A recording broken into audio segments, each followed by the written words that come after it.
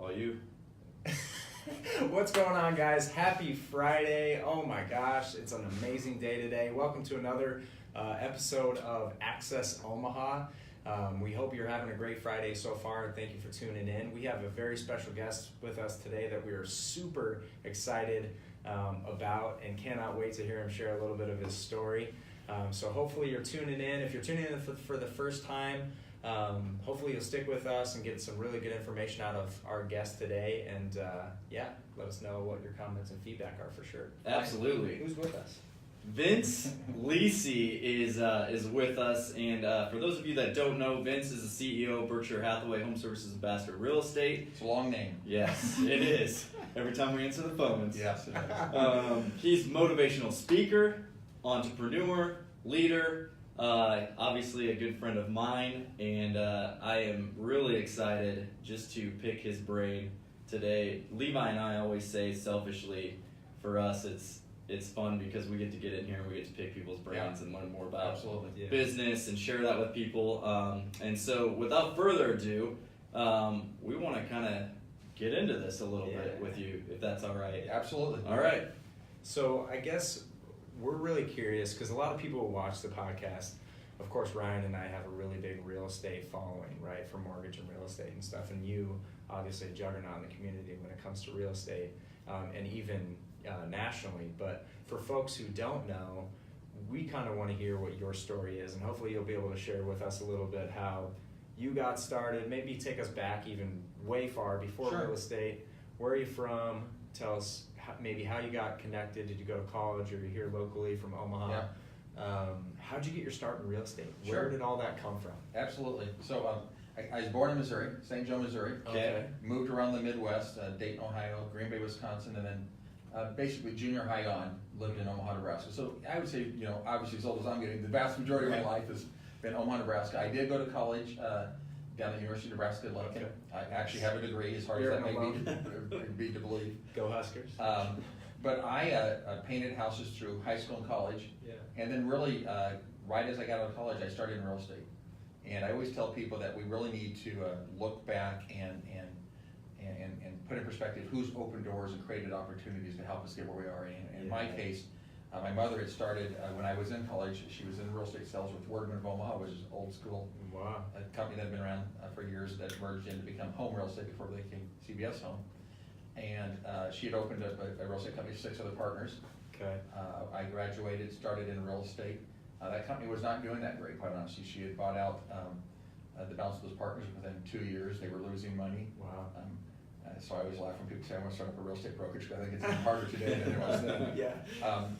And so I started out in sales, then in the 90s got into management, started buying into the company with my mom. My mother, unfortunately, passed away from ovarian cancer in 2001, and at that point in time I needed to decide, you're 100% in this or you're not, because now it fell on my shoulders. And so really 2001 I started taking over the real estate company, and we've been very fortunate to get to where we are now. Wow. We started as an independent company in 1991. Okay. We affiliated with Prudential. Sure. And then it was about five and a half years ago, Prudential got out of the real estate business, and we affiliated with Berkshire Hathaway. And then just last June, I did sell the business to Berkshire Hathaway, but continue to serve in the role of CEO and president and running the company. Yeah. Love what I do. Amazing. Thank you for sharing that. That's Absolutely. awesome. Very cool. I mean, colorful, obviously, a bunch of different brokerages. Prudential saw that kind of change, and things happen and progress, and the industry change as a whole. So that's very interesting stuff. Now, so your mother kind of got you started. She started the Prudential, right? Yes. Okay. She did. Now that would have been Berkshire owned Prudential back then, or did they not? No. So Berkshire was totally separate. They owned some real estate companies starting in the late 80s. Yeah. CBS Home locally here was one of them. Okay. Home and Woods in Lincoln. Mm-hmm. And they own, I think, 45, 46 companies across the country, if I'm not mistaken. And they bought the Prudential network actually through a company called Brookfield out of Canada, who had bought it for a quick year, probably 5-6 years ago. Wow. Maybe probably 6 years ago now. Okay. Wow. Okay. Cool. Yeah. I didn't realize it was that recent. I guess I had always had this misunderstanding that, and we were talking about this the other day when we were preparing for today. We were talking about roots and things like that, and Berkshire and CBS and Prudential. Yeah. And I had always thought that Berkshire Hathaway owned Prudential from the jump, like they a long did not. time ago. And then that was something, the name change was something that Warren wanted to establish more of a name recognizable. So Yeah. that's interesting. So I think obviously, Mr. Buffett giving his permission to use the Berkshire Hathaway name Yep. on the real estate brand Yeah. was a big boost in the arm for the brand. And honestly, when we affiliated, we had to make a decision when Prudential was no longer. Do we continue to be a franchise? Do we go independent? Right. We were growing substantially back then. Yep. We were the number 3 broker in the market. We closed in very fast on number 2. Yeah. And we felt at the end of the day that really, I believe, as you mentioned earlier, this industry is changing so fast. Yeah.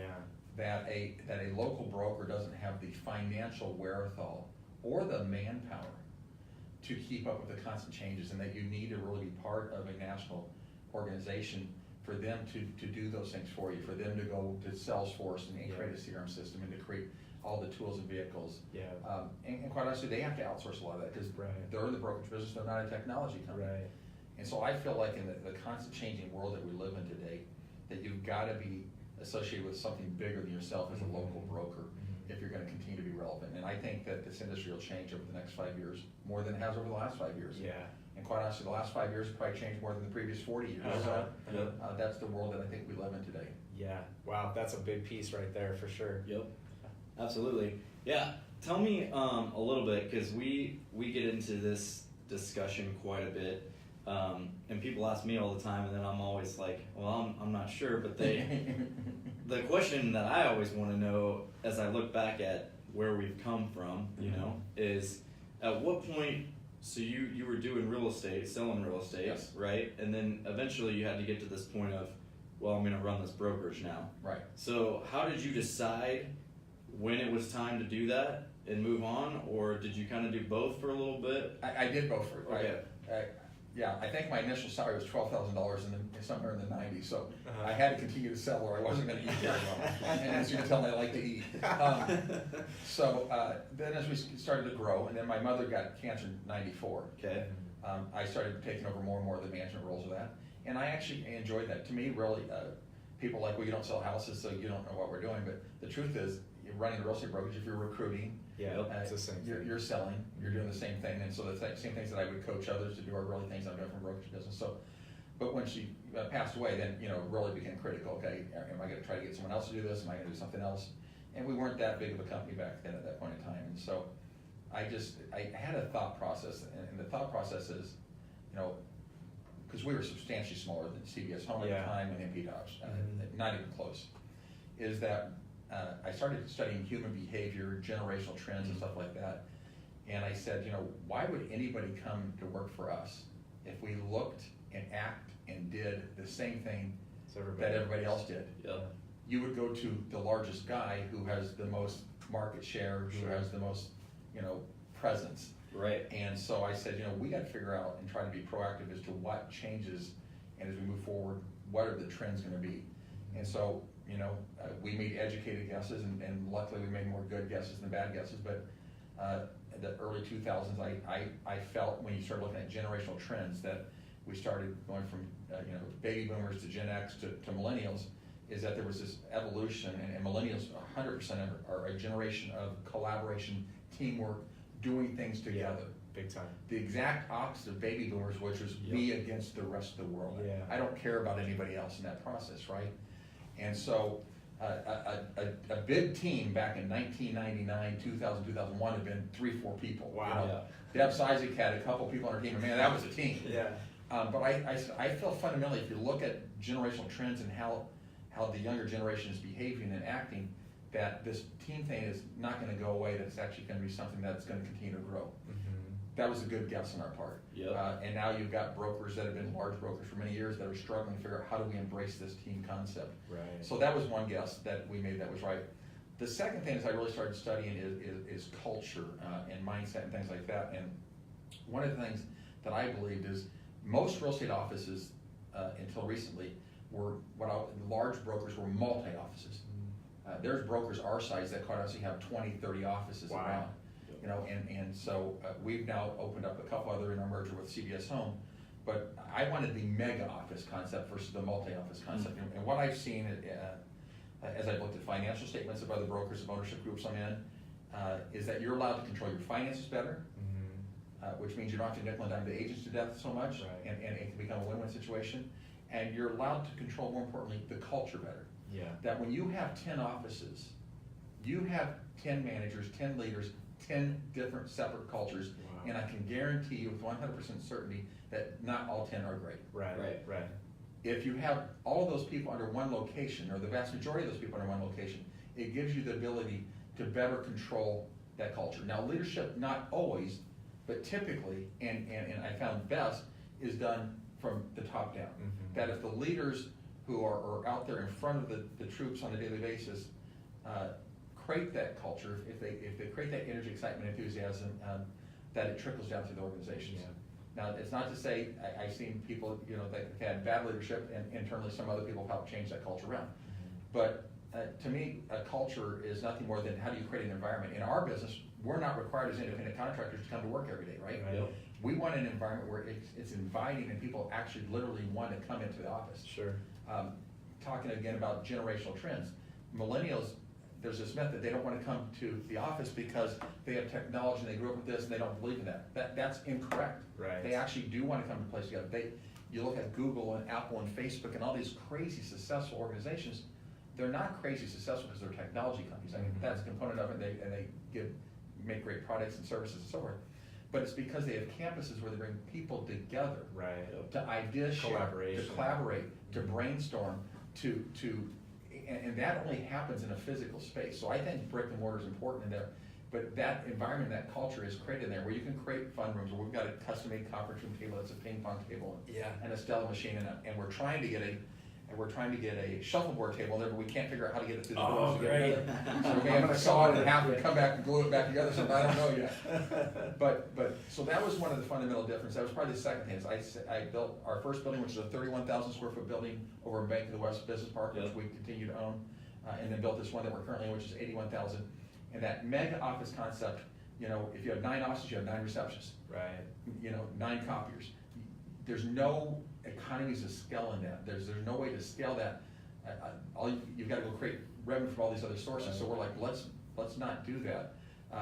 But the bigger part to me was the culture part, is that you're allowed and able to control that environment and that culture substantially better. Now, we believe activity breeds activity. Yes. And you have more energy and excitement when you have more people in one location. So that was the other thing. So now you're seeing people start to turn to this mega office concept for those 2 specific reasons. Right. Yeah.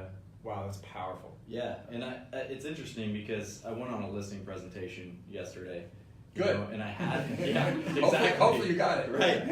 And I'm talking with the guy, and it was interesting because he started asking me questions as it related to the team concept, right? So he was like, so let me get this straight. Like, you're a team leader, so how do you handle like buyers and sellers, And so I started breaking down the model to him, like, well, I have buyers agents, that typically will take on the buyers and work the buyer side, I'm working the listing side, but I'm working with family and friends if they want to go buy or whatever. I'm still involved in some of that process, but I've set up a system where now lead generation that comes in is going to my agents that are on my team, so it's helping them grow that business as they get into the industry, but then also teaching them how to work their sphere of influence and that as well. But so going back to the team concept, he's like, well, it sounds like there's a whole bunch of different people with different roles on your team. And I'm like, that's right. That's the way that we believe we can be more successful than the one agent like it's been. And one has to support the other. Right. So if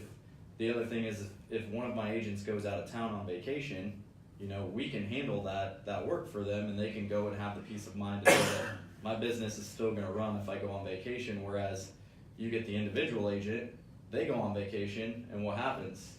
Right. They still got to manage everything that's going on while they're on vacation. Their family's getting mad because they're like, you're always on your phone and blah, blah, blah. And it's like we offer that option, and I think a lot of people are starting to see that that's one way, but then the other way is, hey, the team leader can pick up all of my expenses so that I don't have this burden of getting into this industry and basically carrying, $2,000, $3,000 a month. Now I can focus on just growing my business, growing my core, and going that route without having to go into debt.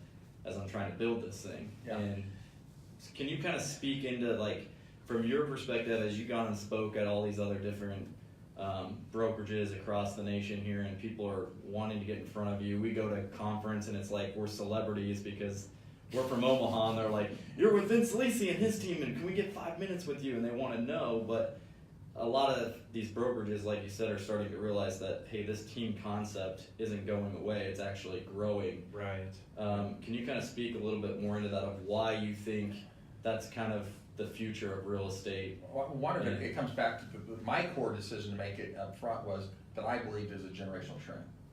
That I thought there was a mind shift of me against the world too. We're better together. Yeah. Right? Yep. As corny as that may sound. And so I think that's just how people are being raised today. So they see the world differently than they have in the past. I think the great thing that I love about real estate is there's no one right thing way to do a thing. Yep. Right? You've got people like Megan Owens who had 2 or 3 people. She's like, you know what? I just love selling real estate. Yep. It's going to probably do 150 deals this year or something like that. And she wants just to be an individual. Yep. Ralph from Rask wants to be an individual. And they can do that and be crazy successful. They got to have a support system. Yep. This is where the team concept comes in. They can't do it by themselves. They've got to have at least an assistant helping them and supporting them in that process. Sure. Right? And then you're running a team, but the way you run your team is totally different than the way other people run their team. Right? Yep. And so everyone's got to decide what's my strength, what's my personality, and how am I going to best grow my business. And more importantly, by growing your business is by how do I best serve my buyers, sellers, and clients in the marketplace. Wow. Yeah. And then everyone's got to figure out what that right way for them is.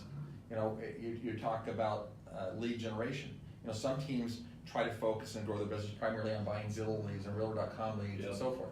Other people say, no, I'm going to focus on the relationship building business, you know, and supporting and mentoring and helping put a coaching program together to help my agents become better prepared. Yep. Right? Les Brown always says it's better to be prepared and not have an opportunity than have an opportunity and not be prepared. Yep. Yeah. So each team lead has really got to figure out what's their strengths. Is their strengths coaching? You know, is it lead generation? What is it that helps them?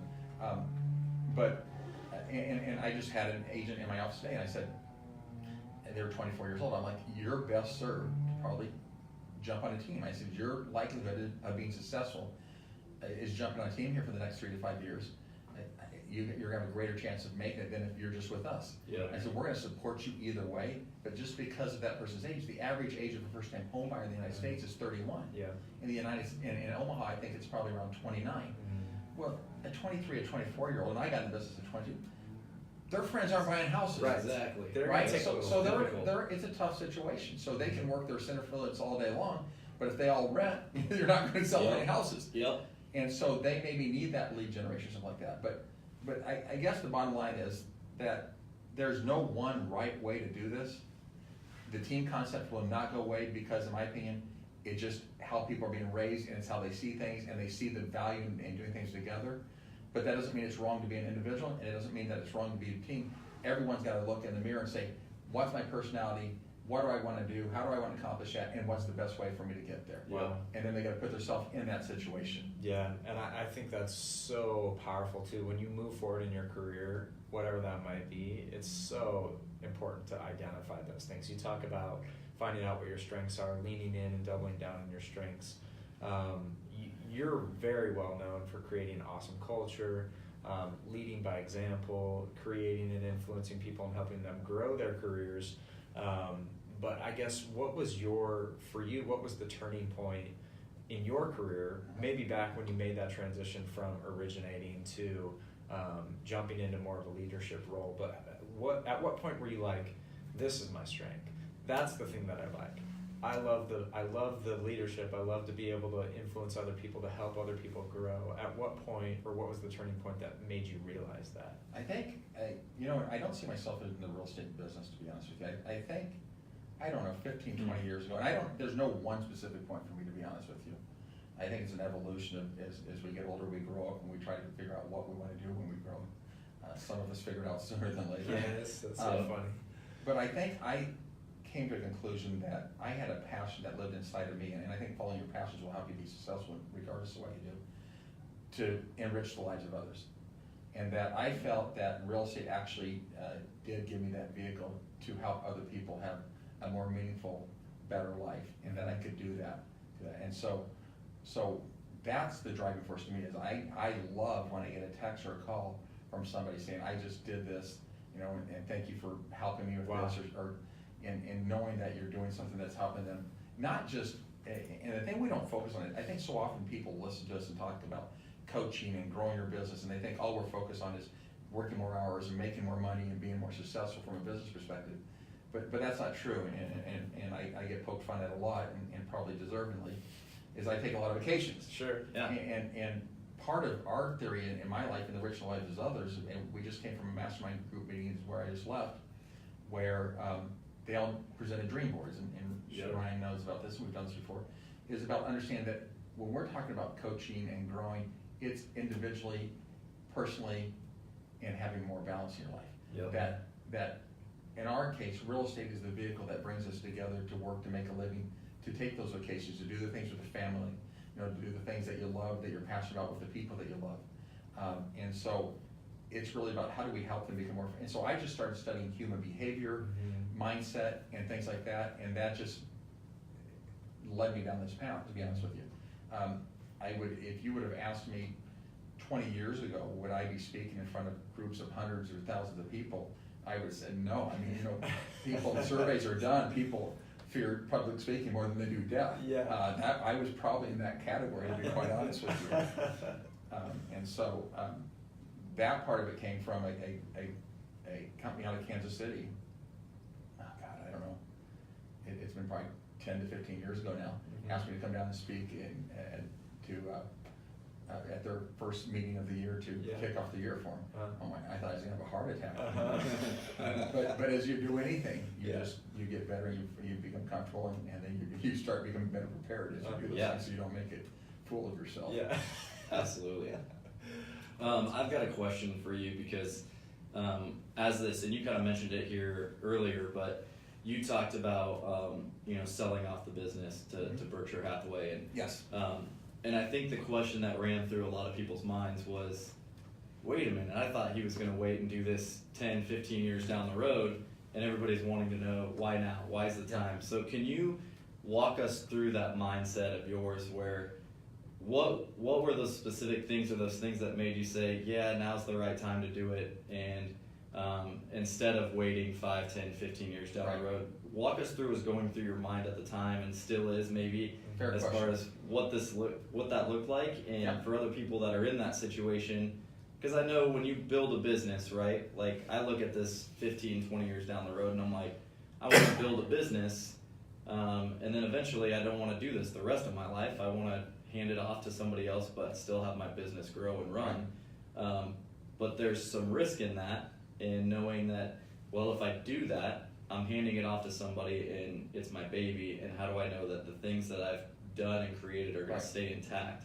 So can you walk us through a little bit of just that thought process? A very, very fair question. And quite honestly, I wasn't looking to sell the business. And so this is one of the situations, I think, where an opportunity presented itself that I had to look in the mirror and say, okay, is this the right time based on these circumstances? And the circumstances was, I think most people sell real estate companies, when they're at a certain age, whatever that age is for everybody. Right. Then it's different for one to retire, and then they go approach a Berkshire Hathaway. In my case, I felt like I was fortunate. The chairman of the Home Services of America, which owns all the real estate companies, and owns the real estate franchise and a bunch of these companies, approached me and said, listen, I would like to create a new position, that you've done an unbelievable job on culture. You've won national recognition on culture. You've done a better job than any of our other brokerages when it comes to teams. And you focused on millennials and younger generations, how you bring those in. He says, I would have never said this 5 to 10 years ago, but I think that we need to relook at how we're doing business across the country. And I would like you to be part of helping us from a leadership perspective, looking at how do we help from a coaching perspective, a culture perspective. And that is my passion. Yeah. And he says, but for us to do that, we're not going to do that unless we buy your company. We can't have you do that. And so, I had to go talk to Shannon, my wife, and I said, and her biggest concern is, I don't want you traveling all over the country. We already travel enough, and I don't want, that doesn't work. And so we had to have some back and forth conversations, and he said, you know what, we'll bring people into Omaha, and because my pitch to him was that I truly believe if you want to learn our culture and see how we do things, You gotta be here. I can go talk, and I do, I go speak to a lot of companies, but quite honestly, they feel and see the energy much better coming to one of our sales meetings, coming to one of our mastermind groups, coming and sitting through a recruiting session and watching me, than me just going and talking to them.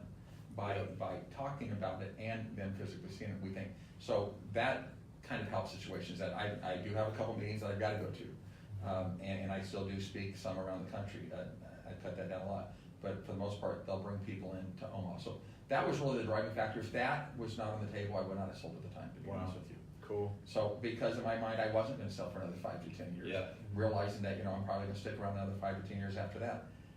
There's a sick part of me that, you know, I think retiring is death, Yeah. to be honest with you. And so the good thing is we get a point in life where you don't do it because you need the money, and you do it for love. And fortunately, I continue to have a passion of love. Now, that's not to say there's days, not saying, okay, why am I doing this? Yeah. This is not that much fun. But there's way more good days than bad days. Yeah. So for me, that really was it.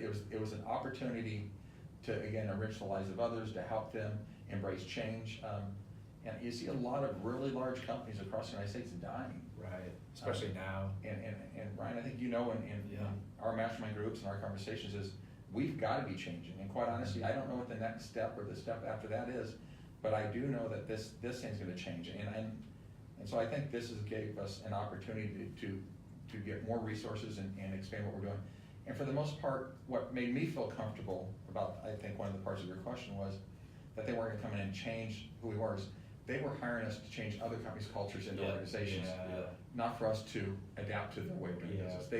They had looked in the mirror and got to a point in time where they said, we've got other organizations that we need to change our culture on and figure out how to maybe, you know, recruit younger people, embrace teams and other things they were doing, and look at this mega office concept.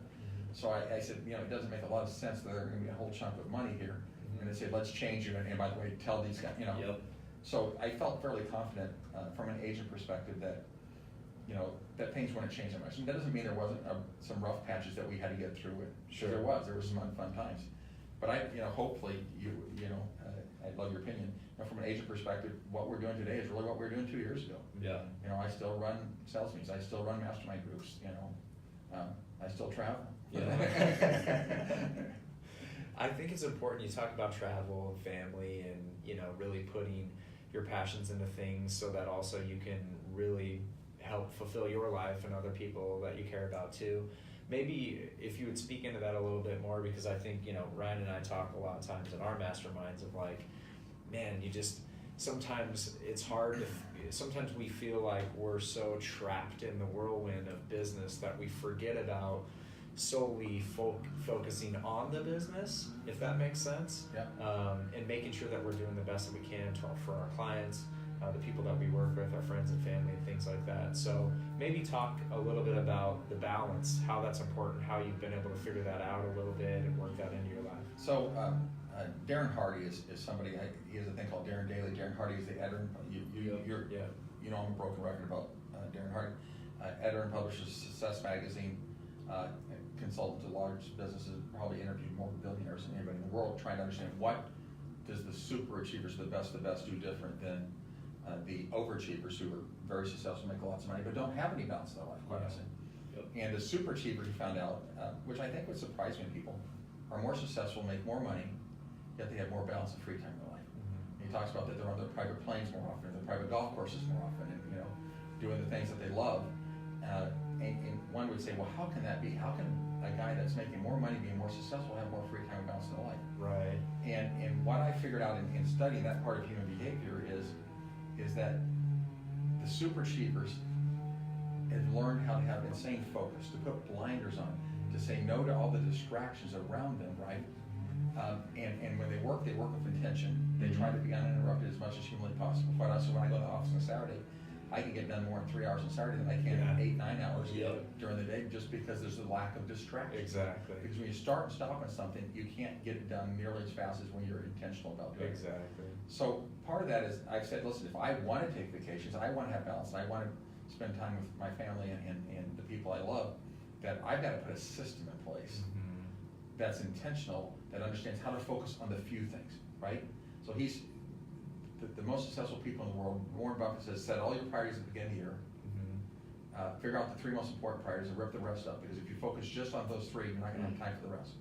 So studies will show you that when you study, when you do 2 or 3 things at a time, you'll accomplish probably 2 or 3 things and do them well. Right. When you try to do 4 to 10 things at a time, you're gonna accomplish 1 or 2 of them, Yep. not do them as well. As when you try to do 10 plus things at a time, you'll be likely to accomplish 1 and do nothing well. Yeah. And so that just was a big part for me, is how did I understand travel was important. I love traveling. I love spending time with my family and my friends. Is I had to understand, as we continue to grow, I had to be more effective and efficient in how I did things. And if I wanted to do those things that were important to me, then I had to put a system in place that allowed me to get there. And a big part of that for me has come from tunnel vision, of understanding that we're in the relationship building business, of understanding mindset, and understanding that I'm as distracted as anybody else. If I don't have something in my schedule, I'm gonna make up an excuse and push it down the road and procrastinate like every one of us. That's how we're wired as human beings. So you've got to become disciplined and create a good habit over time. Wow. It's good stuff. Yeah, man. I like it. I like it. We've hit so many good topics already. I'm gonna have to rewatch this later. I know, right? Before Levi asks you this last question, I told Jay I was going to ask you this. Jay, my brother? Yeah. And well, I'm going to have to text her about 5 minutes. I'm going to be late to my next meeting. Can you share a story just about your brothers and your sisters growing up, and are there any good ones that you can share about? Probably no good ones I can share. Brothers and sisters, and how they impacted who you are today and where you've got to. Well, Jay obviously, you all know, works with me at work. And Jay's really a great story, quite honestly, because he was messed up with drinking. And then he said, I don't have a drug problem, it's just when I drink too much, I start doing drugs. and he had to go to rehab, a couple different times, 3 different times, I believe. And this month, I think it'll be, it's like 13 or 14 years, 13, I can't remember. Wow. 13 or 14 years this month that he's been sober without a single drink. Wow. And so and I've got some other good friends. A buddy of mine I just saw last week is in the hospital, that's back in rehab, that I just seen things mess them up in their life. And watching Jay go through that things, that he did, alcoholism, drugs, we all have addictive personalities, and it's about controlling those things. And so I think you see other people going through times like that, and it makes you reflect and appreciate what you have more. Yeah. But also, we all need to be cognizant of what our weaknesses are. Yeah. And then we need to be there to be supportive, to help other people in our lives, help them through their struggles. Yeah. Because none of us can get through this by ourselves. Like I said earlier, we all need to look in the mirror and figure out who opened doors and created opportunities for us. The same thing as we need to be there to help other people. And when things are tough for them, we need to be there. And then when things are tough for us, we want those people there for us also. Yeah. So I think part of that is just really really talking about Jay, is just watching what he went through and learning that you can get through anything. And crazy for him, which I wouldn't recommend. He doesn't go to AA meetings or anything else. He's for some reason somehow conversations him and I have had is like, listen, when you have 1 drink, there's no shelf value. You can't have the first one yet. Yeah. People think I can have 1 or 2 and stop, and some people can, and some people can't. And so it's just I think the biggest thing is being there to help people when they need help. And Jay in return is became a great help and support system for me over the last 5 to 10 years. Wow, that's awesome. Yeah. That's awesome. Well, look, we know you have a busy schedule and you got to get going, but we have one very important last question, our final question that we're anxious to hear your answer. And it's really, you've touched on it quite a bit, but maybe to phrase it in a different way. As you think about the impact that you want to make here on your community of Omaha or the real estate community I'm as going to a have you whole. text Jay for me real quick. I apologize. You're fine. Tell him I'll be there in 5 minutes.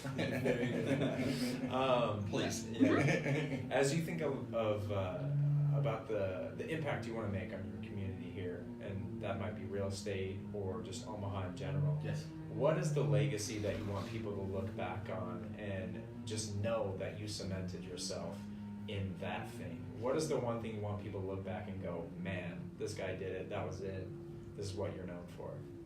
I want to be known, I said it earlier, I want to be known for enriching the lives of others. I think when we die, and, you know, in a lot of speeches I'll say that, you know, wake up in the morning and look in the mirror and just say, if I die today, what would be my legacy?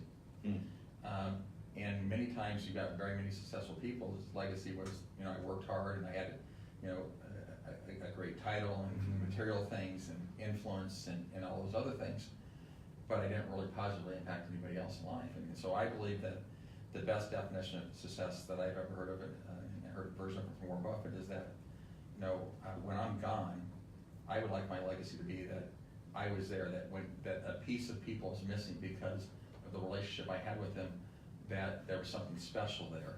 Wow. That made them a better person or helped them have a better life. And I don't think success at the end of the day has anything to do with the material things we have, the titles we have, or any of those type of things. That it really is about people and what kind of impact have we had on them. And at the end of the day, have we enriched their lives? Have we made their lives better? And so that would be the legacy I would want to have is nothing about I owned a huge real estate company or things that I like, which are cars and things like that. But it would be that, you know, this person helped me in this way or that way, and I miss this person. And so I think that's really the most important thing, that when we look back at our legacy, we need to figure out how many people's lives have we touched and how meaningful of a way have we touched their lives. Wow. Love it. Man, you guys. This is why when people ask me all the time, you know, obviously we get recruited sometimes as top producers and other brokers and stuff talk to us, oh, you should think about coming over here. And immediately I'm like, why would I do that? Like, I don't care what the cost would be or what I'm saving. When I get moments like this, or when we're in masterminds and we get to chat and talk, like, these are the moments that I savor, because whether you know it or not, we take these bits and pieces from you and learn from you and then implement it into our lives. And for that, to me, is priceless. I appreciate that. And so I appreciate you taking the time today. I appreciate you sharing your heart. Obviously, I appreciate your leadership and you being my broker, and I'm proud to say that I'm at Berkshire Hathaway with you. I'm excited to have you. And with that being said, again, thank you so much for just coming on today and sharing your heart. No, it was fun. So wow. Thank you, guys. Oh my gosh, guys, I hope you got something out of today. Thank you so much for tuning in.